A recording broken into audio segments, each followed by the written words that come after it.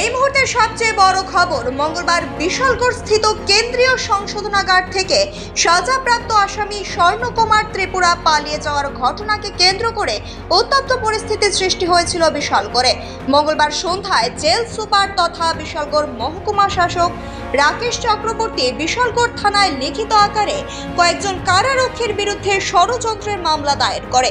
এই মুহূর্তের সবচেয়ে বড় খবর, মঙ্গলবার বিশালগড় স্থিত কেন্দ্রীয় সংশোধনাগার থেকে সাজাপ্রাপ্ত আসামি স্বর্ণকুমার ত্রিপুরা পালিয়ে যাওয়ার ঘটনাকে কেন্দ্র করে উত্তপ্ত পরিস্থিতির সৃষ্টি হয়েছিল বিশালগড়ে। মঙ্গলবার সন্ধ্যায় জেল সুপার তথা বিশালগড় মহকুমা শাসক রাকেশ চক্রবর্তী বিশালগড় থানায় লিখিত আকারে কয়েকজন কারারক্ষীর বিরুদ্ধে ষড়যন্ত্রের মামলা দায়ের করে।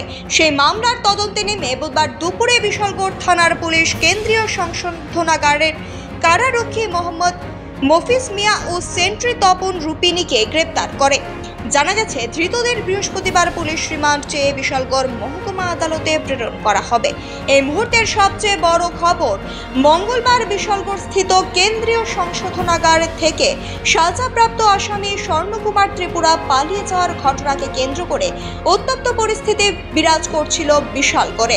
মঙ্গলবার সন্ধ্যায় জেল সুপার তথা বিশালগড় মহকুমা শাসক রাকেশ চক্রবর্তী বিশালগড় থানায় লিখিত আকারে কয়েকজন কারারক্ষীর বিরুদ্ধে ষড়যন্ত্রের মামলা দায়ের করে।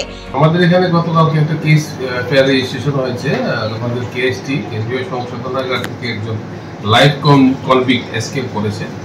তো ওর এই কেসের ইনভেস্টিগেশনে আমরা দুজনকে আমরা অ্যারেস্ট করেছি এবং ইনভেস্টিগেশন আমাদের চলছে ট্রেস করার জন্য। একজনের নাম মফিজ মিয়া, মোহাম্মদ মফিজ মিয়া, আর একজনের নাম হচ্ছে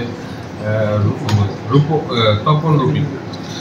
কি করতো তারা জেল কর্মী, ওয়ার্ডার, কেন্দ্রীয় সংশোধনাগারের কর্মী স্বর্ণকুমার ত্রিপুরা।